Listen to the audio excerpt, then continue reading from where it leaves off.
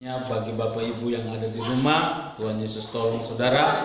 Tuhan akan memberkati Bapak Ibu lewat kebenaran firman pagi hari ini. Mari saudara buka Lukas pasal 7. Injil Lukas pasal 7 ayat 36 sampai 38.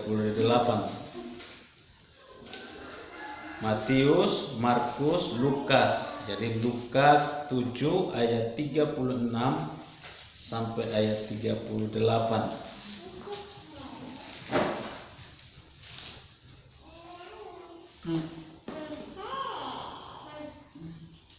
Lukas pasal 7 ayat 36 sampai ayat 38.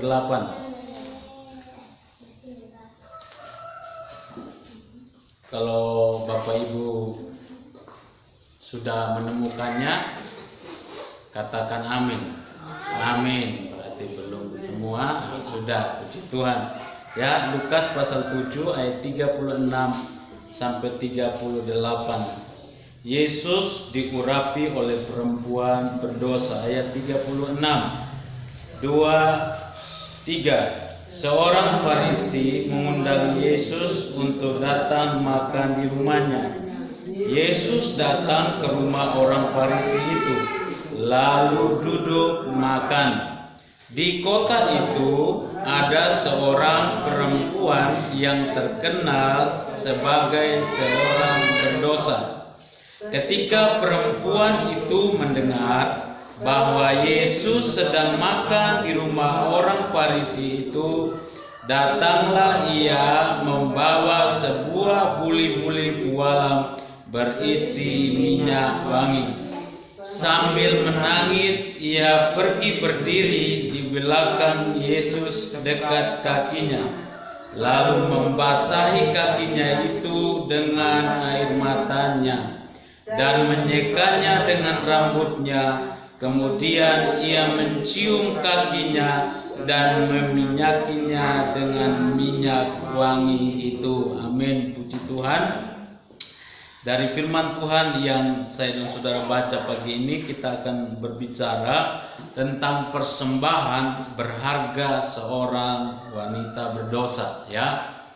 Persembahan korban berharga seorang wanita berdosa. Bapak Ibu, di dalam firman Tuhan yang saudara dan saya baca pagi hari ini, di dalam perikopnya, di dalam judulnya, judul tulisan besar di atasnya sebelum ayat 36, di dalam perikop ini penulis Injil Lukas mengangkat tentang dua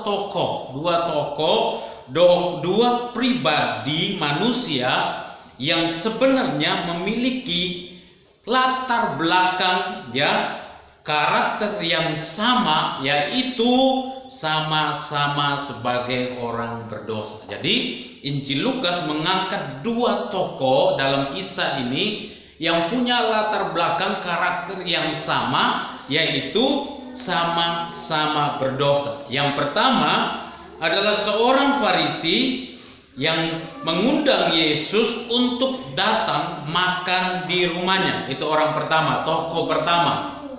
Seorang juga yang berdosa, Farisi, ya. Dan yang kedua adalah seorang perempuan yang terkenal berdosa di kota itu. Jadi kita baca tadi seorang Farisi, ada juga seorang wanita yang terkenal berdosa di kota itu.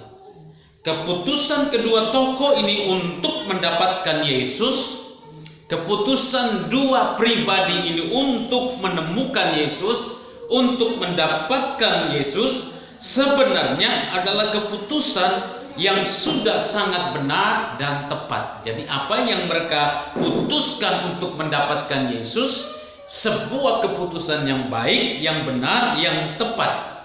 Orang Farisi yang terkenal dengan kefarisiannya, kemunafikannya, kepura-puraannya ini, hari itu berinisiatif mengundang Yesus hadir ke rumah atau ke hidupnya. Jadi ini baik, ini bagus. Keputusan orang Farisi ini yang mau berinisiatif mengundang Yesus hadir di rumahnya, itu keputusan yang sangat baik. ya, perlu dihargai, perlu dicontohi, perlu diteladani, karena ia sudah berinisiatif untuk mengundang dan menjamu Yesus di dalam rumahnya. Sekali lagi, apa yang diangkat oleh orang Farisi ini tadi, ingat, dua-duanya punya latar belakang yang sama, sama-sama berdosa. Keputusan mereka untuk mendapatkan Yesus, baik dari keputusan orang Farisi mengundang Yesus hadir dan menjamu Yesus di rumahnya, itu perlu dihargai, perlu diteladani, perlu diikuti, karena ia sudah berinisiatif untuk mengundang Yesus dan menjamu Yesus di dalam rumahnya. Ya, saya kira sebagai orang percaya, baik saya, baik saudara, baik kita semua dimanapun saudara berada, saya kira sebagai orang percaya maka kita pun perlu, bahkan harus mengundang, menghadirkan dan menjamu Tuhan Yesus di dalam rumah rohani kita. Amin ya Bapak Ibu ya.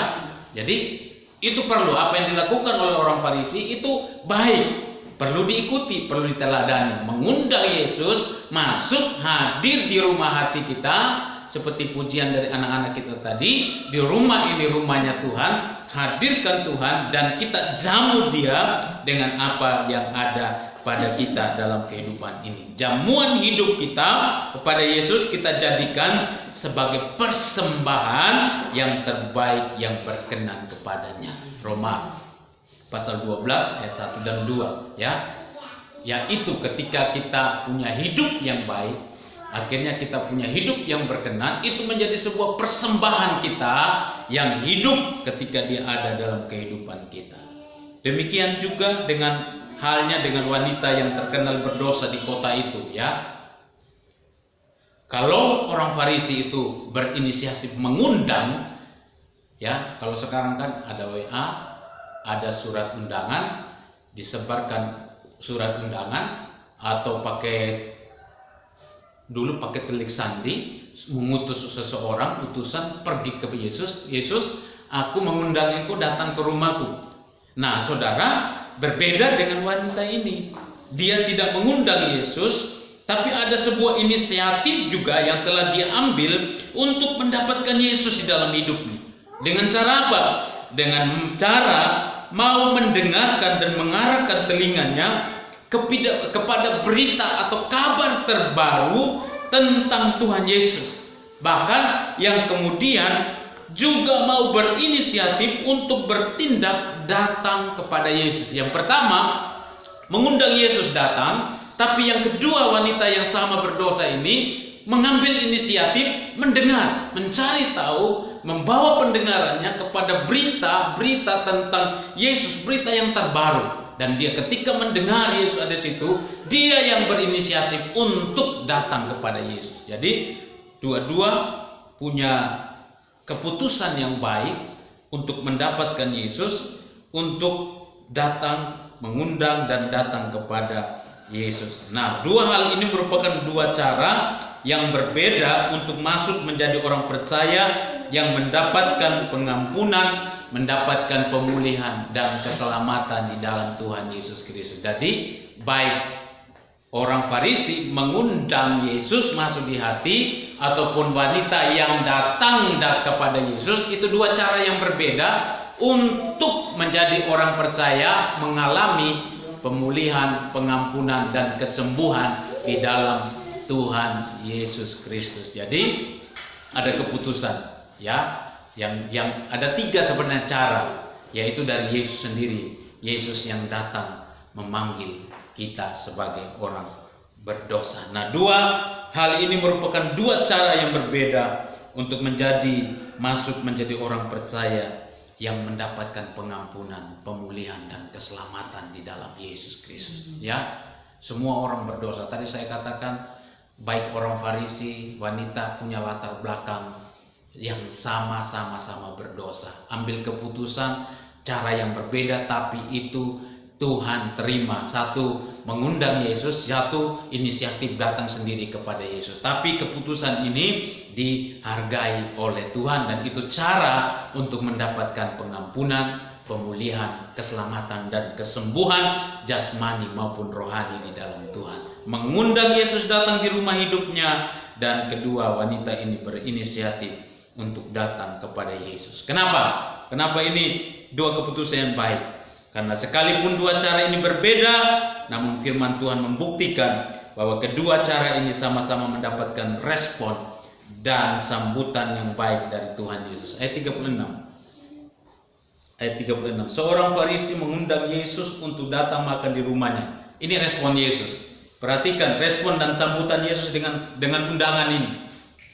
Yesus datang ke rumah orang Farisi itu lalu duduk makan. Ya, itu respon Yesus. Ketika dia undang, Yesus responi, dia datang makan di rumah orang itu. Ya, yang kedua, saudara, demikian juga dengan wanita ini, ia pun sangat diterima dengan sangat baik oleh Tuhan Yesus pada saat ia datang kepada Yesus. Baik orang Farisi maupun wanita berdosa ini tidak ada yang dibedakan oleh Tuhan Yesus. Kedua-duanya sama-sama sebagai orang yang perlu diampuni, dipulihkan, dan diselamatkan, disembuhkan di dalam Tuhan Yesus Kristus. Ya, siapapun, apapun latar belakang kita, tidak ada yang membedakan kita di hadapan Tuhan. Mungkin cara saudara datang kepada Yesus itu cara yang berbeda. Saudara mengundang dia, atau saudara datang sendiri, tapi dua-dua mendapatkan respon yang sama dari Tuhan Yesus. Kalau begitu Bapak Ibu, pertanyaannya adalah mengapa tema judul perikop kisah ini, perhatikan, saudara coba perhatikan judulnya ya. Pertanyaannya adalah mengapa tema atau judul perikop kisah ini hanya tentang Yesus yang diurapi oleh perempuan berdosa ini. Coba saudara lihat, tadi kita baca 36 dibuka tentang orang Farisi yang mengundang Yesus. Tetapi perikopnya Yesus diurapi oleh perempuan berdosa. Kenapa hanya perempuan berdosa yang dicantumkan dalam perikop ini? Bukankah orang Farisi ini juga telah berinisiatif dan bertindak buat mendapatkan Yesus dalam hidupnya? Tetapi mengapa ia sepertinya tidak diperhitungkan oleh penulis Injil Lukas ini? Mengapa? Apa yang membuat ia dibedakan dan tidak diperhitungkan? Ya, yang membedakan orang Farisi dan perempuan ini di hadapan Yesus ialah respon, tindakan, dan sikap selanjut dari hidup mereka setelah Yesus berada di dalam rumah hidup mereka. Tadinya mengundang, Yesus datang. Tadinya wanita itu datang kepada Yesus, Yesus terima. Semua diterima. Persoalannya adalah tindakan, respon selanjutnya selama Yesus ada di dalam hidup mereka, selama Yesus ada dalam rumah mereka. Dan banyak orang yang mengabaikan ini. Tadinya ada cinta mula-mula, menggebu-gebu dengan Tuhan, memanggil, mengundang Yesus masuk di hati, bahkan datang sendiri kepada Yesus. Tetapi ketika Yesus sudah ada di dalam rumah mereka, ada perbedaan respon yang dilakukan oleh wanita, oleh perempuan ini dengan orang Farisi ini ya. Sekali lagi Bapak Ibu, yang membuat mereka berbeda di hadapan Tuhan adalah respon, tindakan, dan sikap selanjutnya dari hidup mereka setelah Yesus ada di dalam rumah hidup mereka ya. Di sini yang Tuhan Yesus butuhkan adalah wujud nyata dari kerelaan hati orang Farisi dan perempuan berdosa ini sebagai bukti dari pertobatan hidup mereka yang sungguh-sungguh kepada Tuhan. Sekali lagi, jadi selama perjalanan hidup kita, setelah saudara undang Yesus, hadirkan Yesus dalam hidupmu, yang Tuhan mau tindakan respon kita selanjutnya dalam pengiringan ini. Apa responmu, apa tindakanmu, apa yang saudara lakukan? Yesus membutuhkan wujud nyata dari kerelaan hati kita sebagai orang berdosa, sebagai bukti dari pertobatan kita yang sungguh-sungguh kepada Tuhan. Apa yang dapat mereka berikan, apa yang dapat mereka relakan, apa yang dapat mereka korbankan, apa yang dapat mereka persembahkan kepada Tuhan sebagai bukti korban penghapus dosa, korban pertobatan mereka yang berharga di hadapan Tuhan. Jadi ketika saudara dan saya sudah ada di dalam Yesus, ya, Tuhan minta pemberianmu, minta korbanmu, Dia minta kerelaanmu, Dia minta persembahan kita sebagai bukti korban penghapus pertobatan yang berharga di hadapan Tuhan. Dan korban persembahan yang berharga itu justru didapatkan oleh Yesus di dalam wanita yang terkenal berdosa di kota itu. Yang terkenal berdosa di kota itu. Aneh memang. Justru Yesus dapatkan dalam hidupnya. Tapi ini fakta. Sedangkan di dalam diri orang Farisi ini, Yesus tidak mendapatkan apapun, baik bentuk dan sikap kerelaan dari hatinya yang menunjukkan ketulusan pertobatan yang sejati. Jadi Farisi berarti pura-pura toh. Dalam pengiran Yesus hanya pura-pura, ya, hanya sebentar baik nanti tidak baik, sebentar setia nanti tidak setia, pelin-pelan. Tetapi berbeda dengan orang wanita ini, ya. Di ayat 38 dan 39, setelah wanita ini mengorbankan sesuatu yang ada pada dirinya, ayat 38 saya baca bagi Bapak Ibu. Lukas pasal 7 tadi ayat 38-39. Sambil menangis ia pergi berdiri di belakang Yesus dekat kakinya, lalu membasahi kakinya itu dengan air matanya dan menyekanya dengan rambutnya. Kemudian ia mencium kakinya dan menyakinya dengan minyak wangi itu. Ketika orang Farisi yang mengundang Yesus melihat hal itu, ia berkata dalam hatinya, jika ia ini nabi, tentu ia tahu siapakah dan orang apakah perempuan yang menjamahnya ini. Tentu ia tahu bahwa perempuan itu adalah seorang berdosa. Saudara, di ayat 38-39, setelah wanita ini mengorbankan sesuatu yang ada pada dirinya sebagai korban pertobatan kepada Yesus, di sana orang Farisi ini kembali berbuat dosa dan menambah dosanya lagi di hadapan Tuhan. Belum diampuni sudah berbuat dosa lagi, saudara, dalam kehidupannya, ya. Dia ayat 39 mulai, ya, membuat dosa, ya, mulai ngomong, ya, mulai bicarakan orang lain. Wanita yang datang kepada Yesus, saudara, dia memberikan segalanya kepada Yesus, mengorbankan, merelakan sebagai bentuk pertobatan yang sejati dalam diri. Tapi orang Farisi bilang, kalau dia betul nabi, kalau betul dia Tuhan, dia pasti tahu siapa wanita itu. Itu kan orang berdosa, merasa diri paling benar, paling baik, saudara, dan orang lain tidak baik. Padahal tadi kita sudah berbicara, sama-sama berdosa dan punya latar belakang yang sama, punya cara yang berbeda untuk datang kepada Yesus, dan Yesus menghargai itu. Tapi orang Farisi ini berbuat dosa, belum diampuni, berbuat dosa lagi, menambahi dosanya lagi di hadapan Tuhan. Itulah sebabnya, saudara, Yesus berkata kepada orang Farisi ini di ayat 40-48, ya. Saudara perhatikan, saya bacakan bagi Bapak Ibu. Yesus berkata kepada orang Farisi ini di ayat 40 dan sampai 48. Lalu Yesus berkata kepadanya, Simon, ada yang hendak kukatakan kepadamu. Sahut Simon, katakanlah guru. Ada dua orang yang berhutang kepada seorang pelepas uang. Yang seorang berhutang 500 dinar, yang lain 50. Karena mereka tidak sanggup membayar, maka ia menghapuskan hutang kedua orang itu. Siapakah di antara mereka yang akan terlebih mengasihi dia? Jawab Simon, aku kira dia yang paling banyak dihapuskan hutangnya. Kata Yesus kepadanya, betul pendapatmu itu. Dan sambil berpaling kepada perempuan itu, ia berkata kepada Simon, orang Farisi ini, engkau melihat perempuan ini?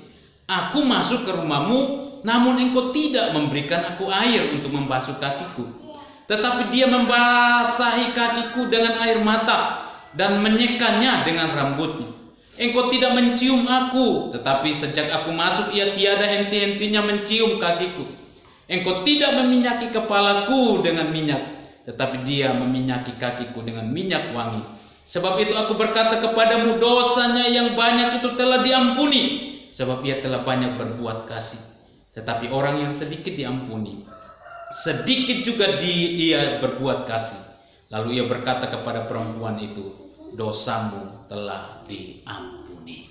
Ya, Bapak Ibu yang diberkati oleh Tuhan, pertanyaannya lagi adalah, Apa yang membuat dosa wanita yang banyak ini dapat diampuni? Dosanya yang begitu banyak, kenapa bisa diampuni? Ya, jawabannya firman Tuhan berkata, karena ia telah banyak berbuat kasih. Karena ia telah banyak berbuat kasih. Jadi kalau kita hanya sedikit berbuat kasih, maka itu artinya sedikit saja kita akan diampuni. Sehingga di ayat 48 di sana Yesus berkata kepada perempuan ini, ya, dosamu telah diampuni, dosamu telah diampuni, sama halnya hutangmu telah dihapuskan, hidupmu telah dibebaskan, hidupmu telah ditebus, hidupmu telah dipulihkan, hidupmu telah disembuhkan, baik rohani maupun jasmani di dalam Tuhan. Pertanyaan terakhirnya adalah, di mana letak perbuatan kasih yang banyak dari perempuan yang terkenal berdosa ini? Tuhan katakan, karena dosanya sudah diampuni, karena ia sudah berbuat kasih yang sangat banyak. Di mana letak perbuatan kasih yang banyak dari perempuan yang terkenal berdosa ini, sehingga dosanya diampuni oleh Yesus di ayat 37 dan 38. Coba saudara, ayat 37 dan 38 lagi. Ini. Di kota itu ada seorang perempuan yang terkenal sebagai seorang berdosa. Ketika perempuan itu mendengar bahwa Yesus sedang makan di rumah orang Farisi itu, datanglah ia membawa sebuah buli-buli pualam berisi minyak wangi. Sambil menangis ia berdiri di belakang Yesus dekat kakinya, lalu membasahi kakinya itu dengan air matanya dan menyekanya dengan rambutnya. Kemudian ia mencium kakinya dan meminyakinya dengan minyak wangi itu. Ya, di mana letaknya, saudara?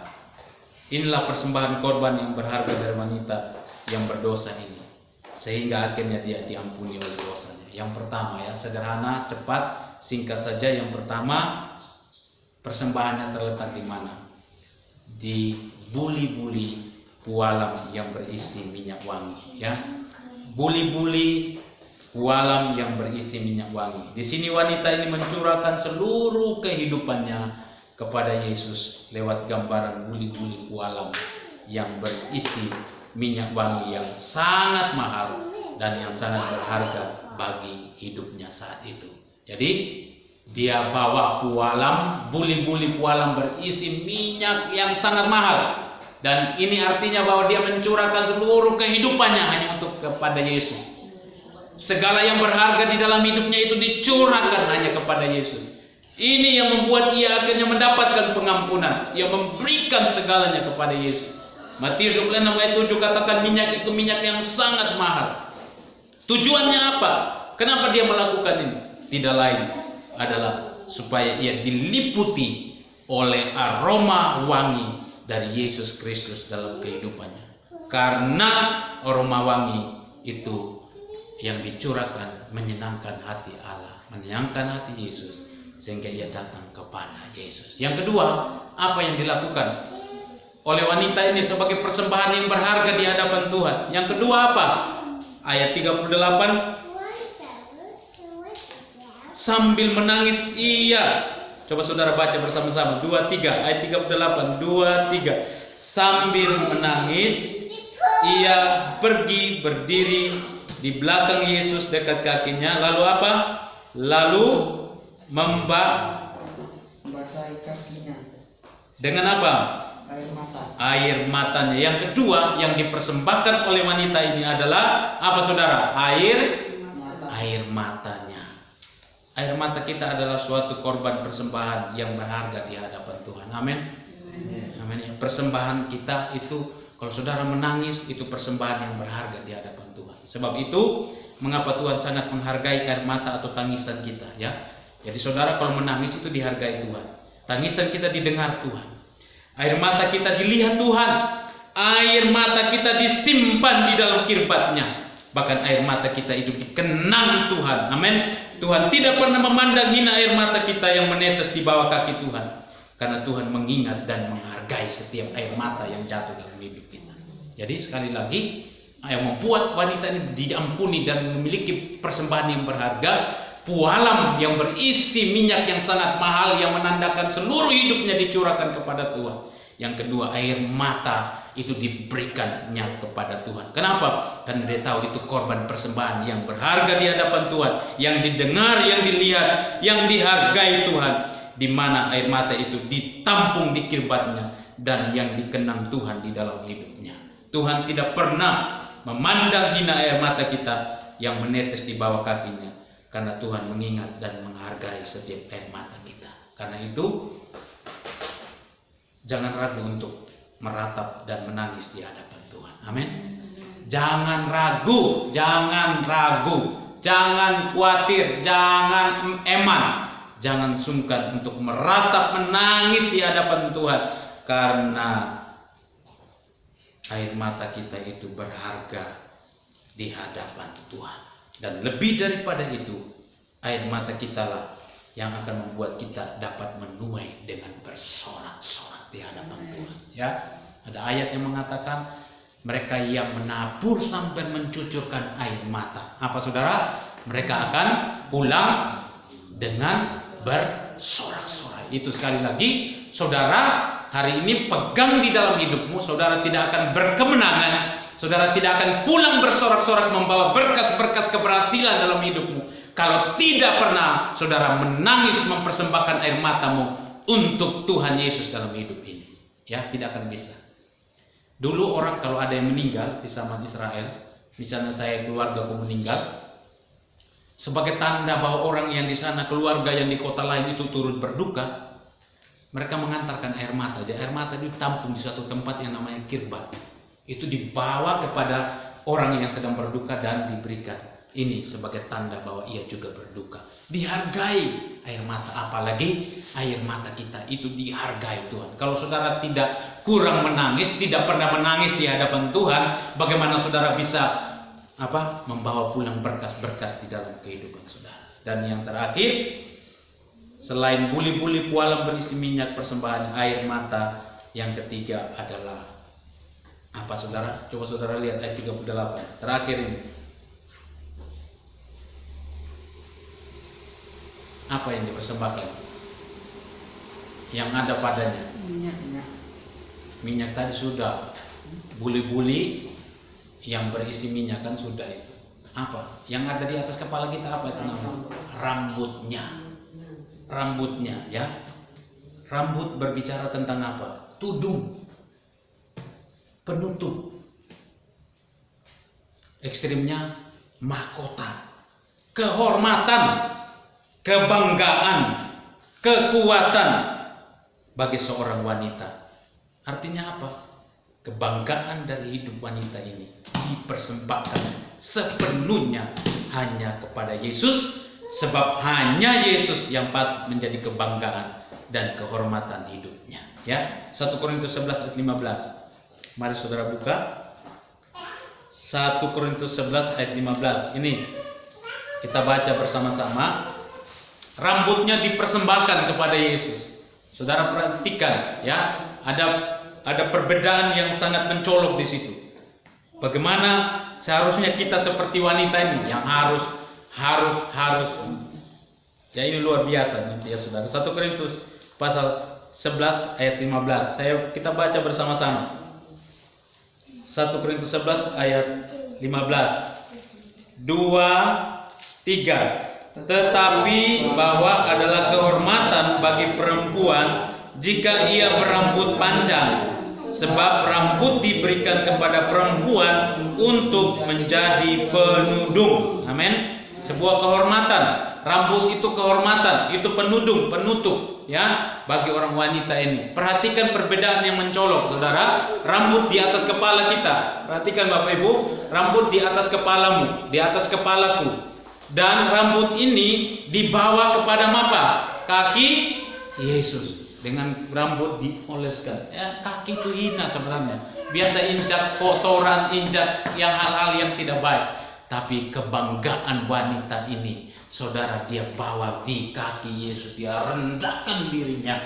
Makanya dia menyeka kaki Yesus dengan rambutnya. Kebanggaannya, kehebatannya, kekuatannya, kemegahannya, semua kehormatannya direndahkan di bawah kaki Yesus, saudara, sebab dia tahu bahwa hanya Yesus yang patut dibanggakan. Makanya ada lagu yang terkenal sekarang, apa? Lagu apa?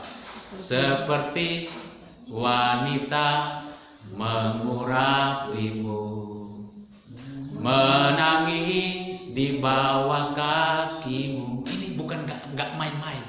Ini sebuah persembahan korban yang berharga, yang dihargai oleh Tuhan di dalam kehidupan seorang wanita yang luar biasa berdosa di kota itu, tapi yang mau memberikan seluruh hidupnya, yang memberikan air matanya, yang memberikan rambut kehormatan mahkotanya kepada Yesus sebagai persembahan yang berkenan kepada Tuhan. Pada akhirnya, apa yang masih begitu terlalu mahal bagimu, yang sulit untuk engkau lepaskan di hari-hari ini?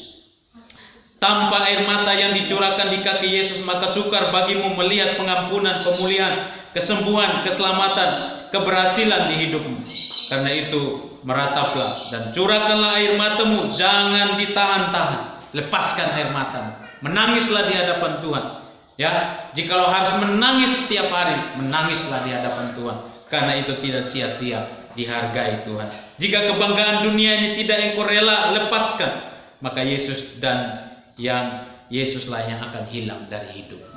Ya, kalau kebanggaannya kita, makanya Paulus bilang apa? Ya, masa lalu itu adalah sampah. Segala masa lalu, kebanggaan masa lalu itu kuanggap sampah. Ia rendahkan dirinya dan meletakkan semua ke dalam tangan Tuhan. Jika kebanggaan dunia ini tidak engkau rela lepaskan, maka Yesuslah yang hilang dari hidupmu. Apa terlalu membanggakan dalam hidupmu? Apa yang terlalu membanggakan di hidupmu hari-hari ini? Dunia atau Yesusmu dalam hidup? Tuhan Yesus memberkati kita. Imamat 26 ayat 18, tutup dengan ayat ini. Imamat pasal 26 ayat 18 dan 19. Kita akan tutup firman Tuhan pagi hari ini. Imamat pasalnya yang ke-26, ayatnya yang ke-18 dan ayat 19 berkata seperti ini.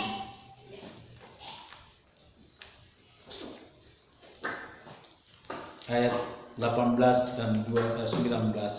Dan jikalau kamu dalam keadaan yang demikian pun tidak mendengarkan daku, maka aku akan lebih keras mengajar kamu sampai 7 kali lipat karena dosamu. Dan aku akan mematahkan kekuasaanmu yang kau banggakan, dan akan membuat langit di atasmu sebagai besi dan tanahmu sebagai tembaga. Maka tenagamu akan habis dengan sia-sia, tanahmu tidak akan memberi hasilnya, dan pohon-pohonan di tanah itu tidak akan memberi buahnya. Ya, jauhkan, angkat, buang jauh kebanggaan kita manusia. Kalau saudara merasa ini kebanggaanku, ini terlalu mahal, ini berharga, saudara buang jauh itu. Biarkan, letakkan di kaki Yesus. Jadikan dia yang paling berharga. Relakan air matamu, curahkan, karena dia akan menghargai air mata saya dan saudara. Galatia 6 ayat 14 berkata seperti ini. Tetapi aku sekali-kali tidak mau bermegah selain dalam salib kita, Tuhan kita Yesus Kristus. Sebab olehnya dunia telah disalibkan bagiku, dan aku bagi dunia. Kalau kita mau bermegah, berbangga diri, mari kita berbangga dan berbangga di dalam Tuhan kita Yesus Kristus yang sudah tersalib bagi hidup kita di atas kayu salib ribuan tahun yang lalu. Tuhan Yesus memberkati Bapak Ibu. Biarkanlah hidupmu betul-betul menjadi korban persembahan yang berharga di mata Tuhan. Dari hidupmu yang dicurahkan seluruhnya kepada Tuhan, dari air matamu yang tidak pernah berhenti mengalir, dan dari rambutmu, mahkotamu, kehormatanmu, tudungmu yang kau persembahkan, kebanggaanmu kepada Yesus di bawah kaki Yesus sebagai bukti dari kerendahan hati kita di hadapannya. Terima kasih Tuhan. Kami percaya, kami yakin Tuhan, kami yang menabur dengan seluruh hidup kami, menabur dengan air mata, yang mengorbankan kebanggaan kami dunia ini, kami akan melihat, kami akan pulang dengan tuaian berkas bahkan bersorak-sorai di hadapan, membawa berkas-berkas yang melimpah itu Tuhan. Terima kasih buat firman-Mu. Terpujilah Engkau Tuhan. Haleluya, haleluya. Seperti wanita mengurapimu, menangis di bawah kakimu. Demikian hidupku, mau mengasihimu. Yesus, Engkau baik bagiku. Seperti wanita, seperti wanita mengurapimu, menangis di bawah kakimu. Demikianlah hidupku, demikian hidupku, mau mengasihimu. Yesus, Engkau baik bagiku. Sampai akhir, sampai akhir, ku menutup mata, ku tetap setia menanti janji-Mu. Mari kita bangkit berdiri bersama.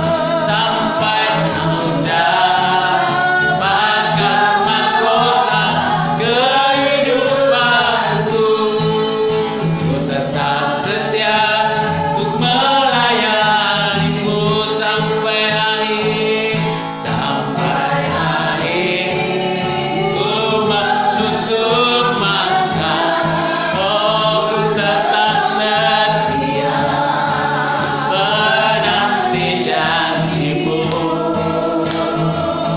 Sampai ku dapatkan mahkota kehidupanku, ku tetap setia untuk melayani-Mu sampai akhir. Sampai akhir, ku menutup mata, ku tetap setia menanti janji-Mu. Amin. Sampai ku dapatkan mahkota kehidupanku, ku tetap setia untuk melayani-Mu. Ku tetap setia untuk melayani-Mu. Ku tetap setia, ku tetap setia untuk melayani-Mu. Nanti dengan hormat Bapak Poniso berdoa buat firman Tuhan. Allah kami, Terima kasih Tuhan Yesus. Dalam Terima nama kasih. Tuhan Yesus yang sudah diteruskan